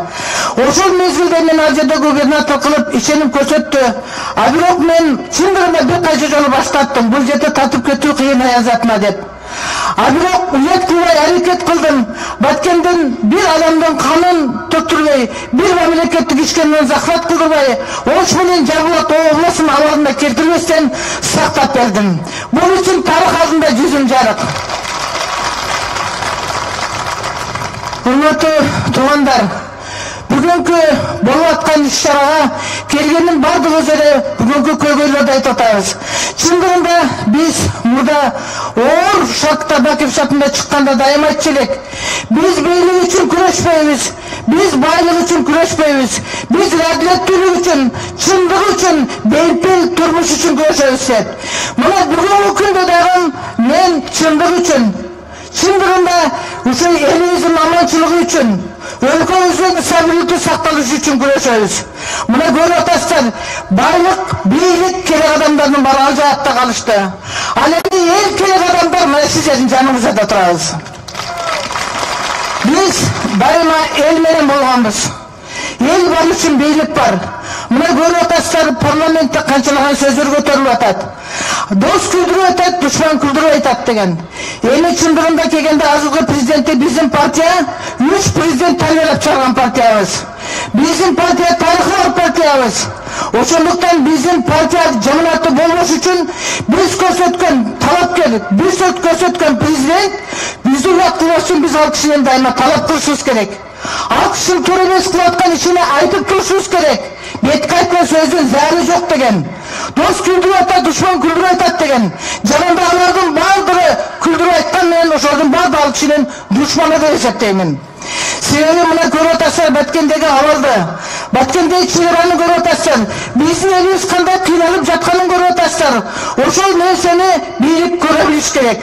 Ошол эле мезгилде Баткен жергесине болгондо эл өкүлү катары мени РЗМКнын мүчөсү деп, элдерди жолуктурбасын, элдерди куугунтук калганына мен бул бийликтин, алсыз бийликтин эң арзан провокациясы катары бааладым. Эми мен айткым керек. Ал жерде биз эч кандай бийликке катары каршы күрөшкөн жерибиз жок. Биз барган кезде мына эл өкүлү, мына ИИФ чакырышынын депутатымын. Өзүмдүн жериме бардым. Конституциялык укугубуз эркин баса алабыз. Биздин укугубуз эркин сүйлөп, ой пикирибизди айта алабыз. Ошол жерде Баткенге барсам, карап тургузар. Учурашканы 150 адам жөн эле келет. Эч отпай эле койсо дагы. Ал эми көйгөйдө айтканы 500 адам келет. Bir oyundan 500 adam жоқ bu köye çıkan. Oşanıkta bunun aldığın torunlarını bu azılı birliktin öte ansız hareket olu septelinет. Bu degen söz kayra, bu degen söz eldi kayra, eldi kızılına deyip eldi kayradan evolusyonu tütkün doğara olu septelinет. Senin eldigen özün öyle fikrini birlik aytalmasa, el okuyma aytalmasa, birlik özü bana uğukmasa, anda degen kelip eldi administrasyon aldığında miting kılıp. Oşontan men aytkım kelet, bizdin partiyalaşlar, bizdin uşul жетон бардыгыбыз Сооронбай Шариповичти өзүбүз көрсөткөндөн кийин ал кишиден талап кылууга да укугубуз бар. Мен birinci talabım uşu bizdin memleketin bütündüğünü saktoo. Bizdin çevreni taktap veriş gerek. Çevreni buzulbaş gerek. Bizim ülkenin çevresi. Ekinçinin çevrede özlerinin jumuşluk kadar tosip turgan bizim ellerimizde sosyallık jaktan şartları tüzüp veriş gerek. Üçüncüden ellerden baldары elde tüstü konuda yaşap duruşun samimilikti kamsız kılıp veriş gerek. Üçüncüden özü terbiyeleme sürgün partiyalaşları özünü işken kuduka tükürmesin partiyalaşlarına kılan kuğunduktu toktatış gerek. Dördüncüden men aytkım kelet Сооронбай Шариповичке ушул дос күлгүн айтат дегенде биздин айтып бизде куугунтуктан токтолбосо азыркы президентти жөнөп тургандары сөнөп тургандары шайлаган дагы республика партиясы жана биздин мүчөлөр жашасын социал демократиялык партиясынын мүчөлөрү бизге тынчтык керек bizge stabilik gerek. Bizge revolüsyon gerek emez. Bizim arzucu birlik elimizde stabilikti saktap veriş gerek. Bu stabilikti 6 yıl boyu albaşısı saktap gelgen. Oşunduktan kadifizaya kuruşuydu başlap gelgen. Uşunun akırına çeyin çıkarışın biz talep kılarız. Hurra Hizipka! Erkek mini sihir жүрөк Карамат Бабашевна дагы бир жолу кол чабылат. Эр болсоң көп бол сөзүңө бек бол дейт. Ошондой жигиттерибиздин бири Кыяс Исмаилов. Чүлдү дүңгүрөткөн апрель окуясынын катышуучусу. Рахмат. Күндүз мен азыр ушу сөз сүйлөп коеюн деп эптеп суранып чыктым. Мен бат-бат эле сүйлөйм. Ушу өзүмдүн сөзүмдүн башын Кыргызстандын бир патриот акыны Кубанычбек Көкөтаевдин ырсаттары менен баштап койгула уруксат кеткиле. Жетисинде кыргызды чет элден келип аткан жок. Өз элине ок аткан Кудайга да жаккан жок. Аткандар качып кетишкен, ак үйгө салган тапкан жок. Кол жашап ал бийлик коңсотуп кетти жеримди. 90га жакын баланы тоо кийикте яттырып, тоңсотуп кетти элимди деп жазгандай. Ушу 2010-жылы 7 апрелде эл өзү көтөрүлгөн. Алоо деген 60 тыйын үчүн өзүңүздөргө белгилүү болгондой бир жамандыкта же жакшылыкта 8-ден 10га чейин свет өчүп калат, 6га чейин келип кеткиле деп айтканды баарыңардын эсиңиздерде. Ошондуктан урматтуу агайын туугандар, өзүңүздөргө белгилүү болгондой ошол күндөрдү биз бат эле унутуп коет экенбиз. 2010дон кийин свет 2 мүнөткө же болбосо 1 мүнөткө өчкөн жок да. Туурабы? Туура. Ошон үчүн биз булардын баарын тең унутпай жүрүшүбүз керек. Мен эми бат-бат сүйлөйүн. Мен айтып кетчү нерсе мына Карамат Бабашевна айткандай, обул конференциялар өтүп атса, биздин ички иштер министрлигинин 10-отделы ар бир делегаттарды, ар бир координаторлорду үйүнө чейин барып кыдырып, ушундай бир тоскоолдуктарды жаратып атты. Бул эми туура эмес да. 10-отделинде Кыргызстандын менчикте болду эле. Ошондуктан мен кайрылып кетем. Ушуреки биздин партиялаштарды, координаторларды, ошол координаторлор 1,5 жыл мурун Сооронбай Шариповичтин шайлоосунда шайлап күнү-түнү жүргөн жигиттер. Азыр эмне 1,5 жылдан кийин ошо президентти шайлаган адамдар эмне биз азыр эмне душман болуп калдык баа кишиге. Мындай болбойт эч качан. Экинчиден дагы бир айтып кетчү нерсе, менин 85 апам бар. Орусчаны кичине түшүнбөй эме болуп калды, жалаң ушу КПРди көрчү эле. 2 айдан бери айтат. Балам эми эртең мененден бери кечке чейин элдик, коомдук иштей жүрөсүң. Бар бир айтып койчу дейт. Ертең менен түшкө чейин Атамбаевди жамандайт дейт, түштөн кийин Мискенбаевди жамандайт дейт, убактысы калып калса Бабановду жамандап кетет дейт. Ертеңден баштап мен ойлоп атам, мына Рыскелди Байкем экөөбүздү жамандайт го депчи. Ошондуктан коомдук канал болгондон кийин коомдогу болгон мүдөлөрдү эмне жок андан башка ошо КТЛдин жетекчилерине айтып кетет элем, сиздердин артынан кайрылып кетет элем. Болгон иш-чараларды бир жакшы түз туура маалымат жеткизсин деп. Анан ушу апрель жааматына Алмаз Шаршеновичке рахмат. Ушу апрель каналын ачып койгондо мен ушундай сүйүнүп атам да. Эмне үчүн дегенде өзүңүз көргөндөй болгон сөздү, болгон иш-чараларды так жеткирип атат. Эми урматтуу агайын туугандар, мына Мээрбек досум айткандай, чыны менен бириксек колдон келет.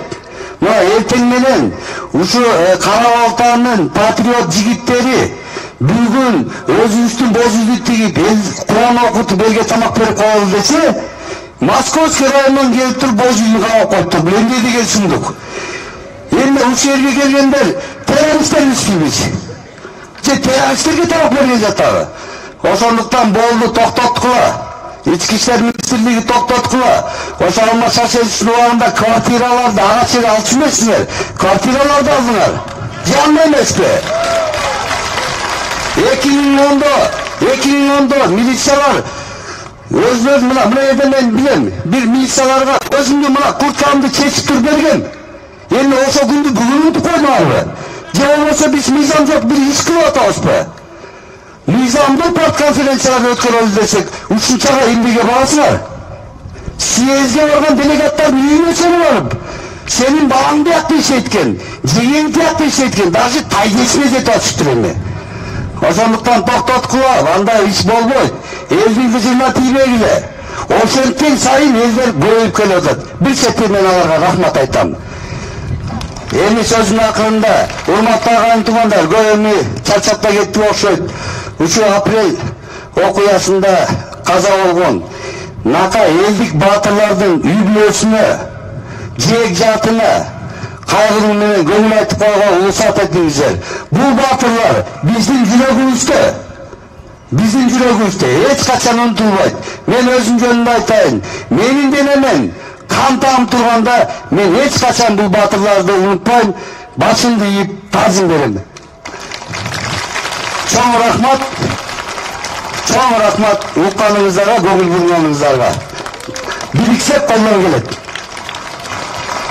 Рахмат Кыяс Байкеге дагы бир жолу кол чабыңар. Жанаган бери бардыңыздар, Алмазбек Атамбаев сүйлөбөй калды го деп кычалап болуп отурсаңыз да керек, Кээ бирөө колун алаканын ишарап, рас эле болду деп атса керек, Алар кандай рахатты тартып алайбыз, Не дождутся? Анда жыйынтыктоочу сөздү Кыргыз Республикасынын экс-президенти, Кыргызстан социал-демократиялык партиясынын төрагасы Атамбаев Алмазбек Шаршеновичке берем.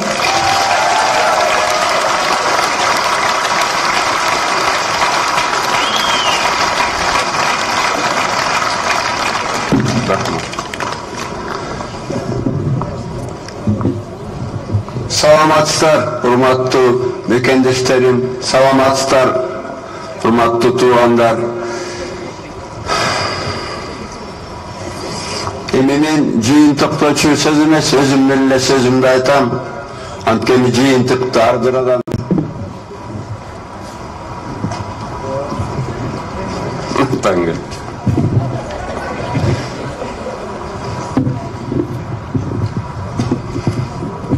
баары бир сүйлөйм ғой, микрофон жок болсун. Бирок угуп койгула макулбу? Мен деле менден мурунку сүйлөгөндөрдөй куракта болгонмун, микрофон барбы жокпу бакылдачу элем, бирок азыр мына 63кө чыгам быйыл. Өзүмдү апакай периштемин деп айта албайм. Бир топ нерсе адашкам, күнөө кылгам. Бирок мен накта мусулман катары дайыма өзүмдүн күнөөмдү ачык айтам. Калп айтпайм да.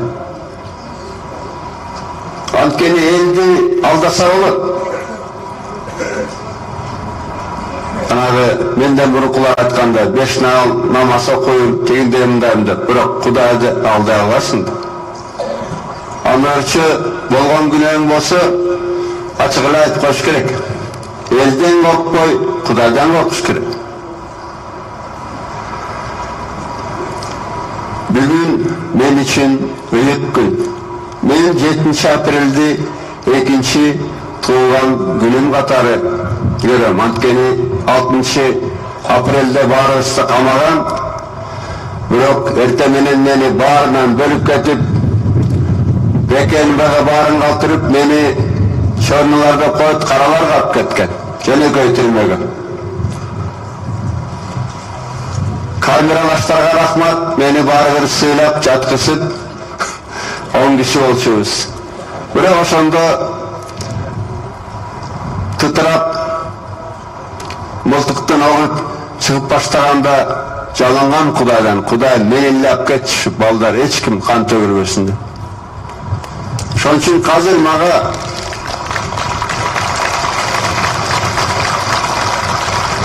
biröylөр meni intimakka çakırganda taң kalam da men. Men intimak üçün hazır olup kalmadarmı? Men özümde oylesam jırgap başka bir mamlaketke ketip kalmakmın. Meni gerek bolsa başka mamlaketlerden başçıları da çakırgan. Ama Kırgızlar çoңдоруңор barkыңды bilmetken bizke gel yaşadı. Maga bunun gereği var mı? Maga Kuday baylıkta bergen, hiç 30 yıl murun bergen. 30 yıl murun bergen. 10 sotka tapma jirse şağdagılar. Mana meşetke gerek bolsa gitterlap verdim. Şahrın ortasında. 25 yıl murun bergen. Moğutta gerektin barındagı zavodtardın barın direktörlerinden satıp algan gerek bolsa. Beylikten dele bütte küçlerden öttüm. Maga beylik baylıktın gerek yok. Maga şu Kırgızstanda taza beylik bolsun. Kalış beylik bolsun dep ötüp ketken yerdeşlerimden kanı tekke ketmesinler atan. Mana bunu kulak aytkanday Mart revolütsiyası okşop Bakı'yı fırlap kettiler. Jeyintigini iyi birlik kılan dedi orlaştırıp. Hazırkı da beylik 7 aprel revolütsiyasının jeyintikten urdap ketmesin dep kaygırıp atan. Oşon üçün jire baraňarda.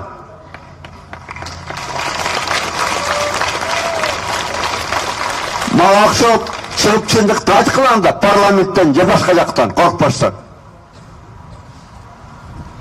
Hazırınça aile yok. Koşa aksakal okşop çıkıp atmayan bir güreşke. Aile yok. Antkeni makul. Men jaraşıp alayın. Menden görüp atsыңар. Ketip kalayın. Moğol'dan bitpeyt de, bitpeyt. Rız keldiydim. Dostum da pişeni atam desin. Men al dostuma 24 yıl işen birge. Prezidentike sen atadım.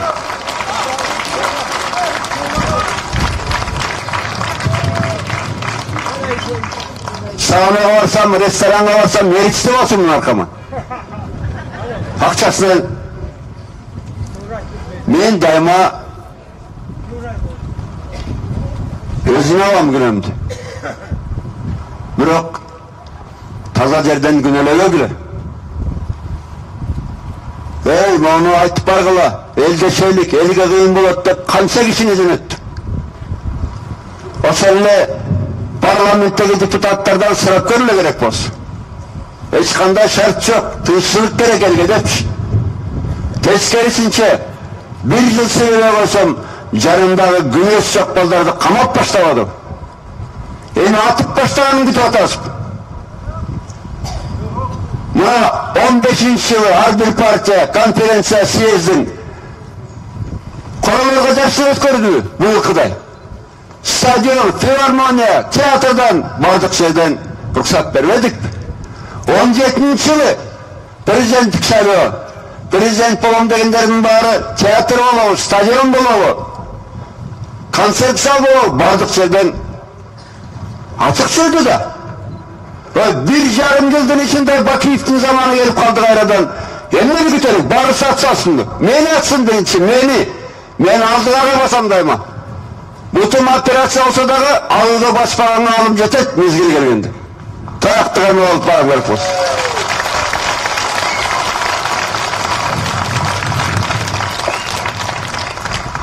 Emnege meni getirgisi var. Emnege meni oğuzumlu japқысы var. Men çındıqta aytam. Қазір барғар қиынсыздар Атамбаевты сындығанға. Мен бұл дүниеде ештеңеден қорықпаймын. Құдайға 1000 мәртебе рахмат. Эмне ғана бербеді. Мына тишіме кірбеген керек болса мешетті де бітірттім. Құдайға рахмат. Elime rahmat. Atambayev qar jasa da güneli, gün çıksa da güneli. Ne uyat negiz. Ana kalpı sıkpay kalsın dep jantalashып atdı. Men bolgonu 1 yıl murun 3 nerse aytqam ошол эле Рыскелдинин досуна.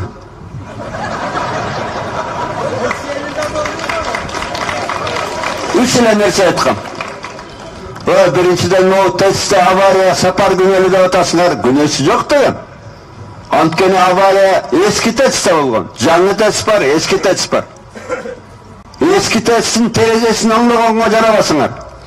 Premier Minister Jeenbekov 890 milyon so'm ketken remontqa 2 yılda. Terezesini salып koyasınlar. Oşol geçse zavadjal olgan sapar sakap güneli. Ekincisini aytkan makul korrupsiya menen hiç kim görüşken yok, men görüşen de atasın. Anda korrupsiya menen görüşe turgan adam Rayın milyon menen dost bolbойт деп aytkan.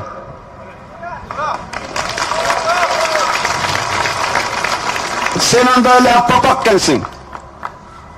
Şaylo'da 30 milyon dolar bir jagıle. Kaydan çıka kaldı? Kaydan çıka kaldı? Üçüncü nerse aytkan Press konferensiyasidan so'radi jurnalistlar. Mana Merbek Miskenbayev, Asılbek, Jeenbekov mandatini o'tkazishdi deb aytdi, to'g'ri deb, to'g'ri deb aytgan. Ko'rib o'tasizlar hozir shu parlamentni kim boshqaryapti? Albatta mana bu yerda o'tirgan deputatga o'xshaganlar erjireklari bor. Biroq betovi chim kerak-da. Chim kerak desam tarnat. Bir barak kağızı jasalmagan bir deputat mağakı veretti tuyalga. Uya. Çimkiriğinlerdi götürüp alıp anam yöretkili mağakı.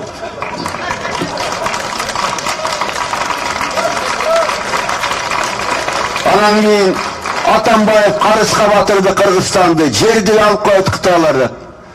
Atambayev kelgende 2,5 milyar karıs var olmuş. Dolar, 2,5 milyar dolar.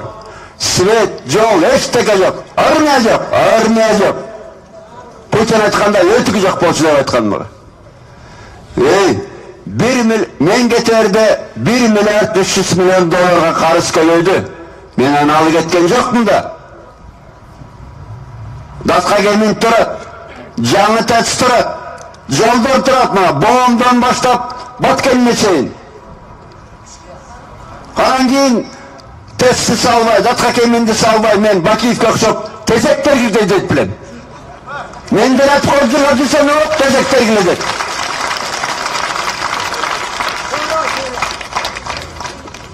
Atambayev işte atkanda, mamleketlik büdjet 3 есе öskün.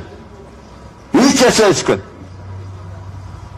50 milyar so'mdan aşağırak bolsa 150 milyar bolgan men ketkende. 3 есе öskün. ВВП 4 milyar dolardan 7,5 milyar dolara öskün. 2 есе öskün.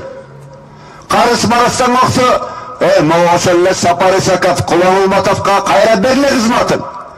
Karısınız pensiya, zarplata var mı ötmeret? Antken urdavat. Urdavat antken. Korrupsiya menen öskünдөр, Rayın milyonlar tamojnana başkara batat, Jeenbekov'tar. Kolmatap kelgende Oş tamojnasında bilesizler. Bir günde sborlar 10 есе öskün, 10 есе. Tamojna büdjetin 30'dan 40%'ine çeyin verir. Kazanın değerlik her bir ikinci somun tamojna verir. Tamojnanı Rayın milyon Jeenbekov'tar başkarı atsa Öğretten yine anda штраф menen bюджетті толтырам деп. Штрафты да мага жүктеп атасыңар. Жээнбеков премьер катары өзүң мага кортумду бербедиңби? Ушу закон туура, ушу штрафтар туура деп. Заключение болды. Мен президент катары кол коюп бердим мына өкмөтүмө ишенип. Андан кийин 2 жыл отурдуңар. Анан чын эле элдин алганы 10-15 сом болсо, пенсионердики деле 2-3 миң штрафты кантип төлөт? Райын миллион дос болбосо. Анан кийин мына кыйкырышат карышты, карыш үчүн Кытай жерди доолойт деп. Кытай керектүү жерин 20 жыл мурун алып койгон. 20 жыл мурун алып койгон. 96-жылы, 99-жылы. Мына Акаич, Сөкени мактап аткан Акаич 125 миң гектар жерибизди берип койгон. Мен тескерисинче мына Кытайдан алып элет датка кемин үчүн, тест үчүн. Мынешек МВФ башкалар үчүн сурасак айтты да, кредит берелик, тарифтерди 2 эсе көбөйтөсүң деген. Анан кийин 2 эсе тариф көтөрүлсө 10 жыл эмес, азыр эл көтөрө албайт.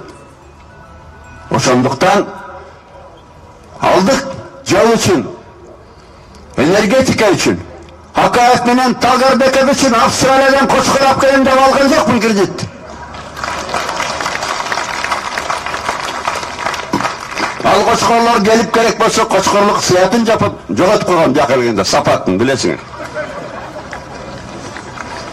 Ошондуктан мындайда мына ошол эле Сапар Исаковду алсак, соттордун баарын жабык өткөрүп атат.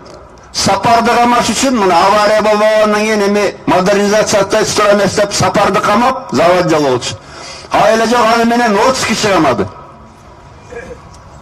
Анан уурдаган эчтеке болгон жок деп эксперттер жатса, аларды да камады.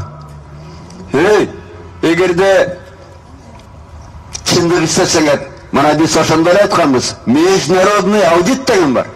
Международный эл аралык аудитти чакыргыла. Анан кийин ошол эле Кытайдык фирмага Тибейдин проекттин, тесттин, жаңы тесттин проекттин Кытай фирмасы үчүн жасап берген энергия проект, бул бүт уруксатын алып берген энергия проект, эми ошо проект туура эмес деп кайра өздөрү жасап атат да, коркконунан камалбайлык деп. Чындыкты иштесе тыйынды эле таап беребиз керек болсо. Мына Международное энергетическое агентство деген бар. Немецкий институт Фраунхофера деген бар. Ошолорго кайрылат эле да, чындык истесе. Чындык кереги жок. Чындык кереги жок. Анткени мындай да, азыр саткандар сатпагандарды камап атат. Же сатасың элиңди, жериңди, биринчи Атамбаевди, же камаласың, иштен кетесиң деп. Акаев, Бакиевтерден булар кыйыла акылдыраак да. Намного коварнее. Мына Бакиев эгерде Садыркуловду аттырып, өлтүрүп коркутса, булар жөн эле күнөөсү жокторду каматып, баарын окутуп алды. Мени да камайбыз деп, эмне гана мени андайча атып салса керек болсо, мен каршы эмесмин. Элдин каны төгүлбөсүн. Бирок элдин интимагын Атамбаев кетирип атат деп, жарашпай атат деп, Атамбаев